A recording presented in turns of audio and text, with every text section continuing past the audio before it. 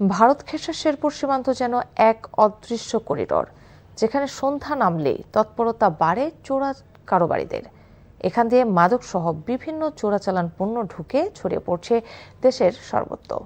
মাদকের বলি হয়ে বিপথগামী যুব সমাজ। সচেতন মহলের প্রশ্ন, আইনশৃঙ্খলা বাহিনীর টহল অভিযানের মধ্যেই কারা নিয়ন্ত্রণ করছে এই সিন্ডিকেট অন্ধকার বাণিজ্য। শেরপুর প্রতিনিধি কাকুন রেজার পাঠানো তথ্য ছবিতে শকত করিমের ডেস্ক রিপোর্ট। রাতের আধারে আরো বেপরোয়া তারা।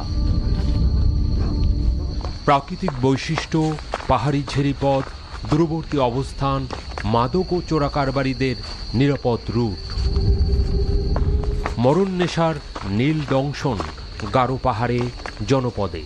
বিস্তীর্ণ ভারতীয় সীমান্ত শেরপুরের ঝিনাইগাতি, শ্রীবর্দী ও নালিতাবাড়ী উপজেলায় অন্তত 20টি পয়েন্ট দিয়ে দেশে ঢুকছে মাদক, কসমেটিক্স, কাপড়, ইলেকট্রনিক্স সহ বিভিন্ন চোরাই পণ্য।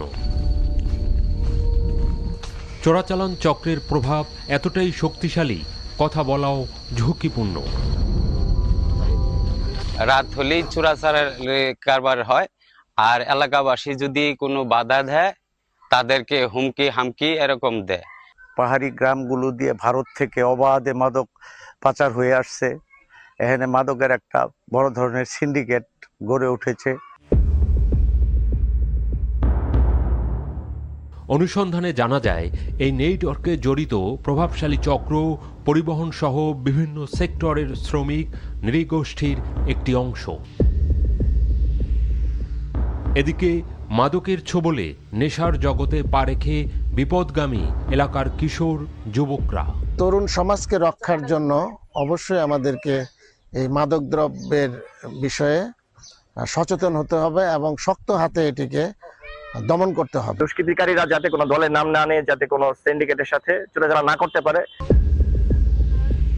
আইন শৃঙ্খলা রক্ষাকারী বাহিনী বলছে, চোরাচালান বন্ধে গোয়েন্দা নজরদারি বাড়িয়ে অভিযান অব্যাহত আছে। প্রতিনিয়ত আমরা অপারেশন পরিচালনা করছি।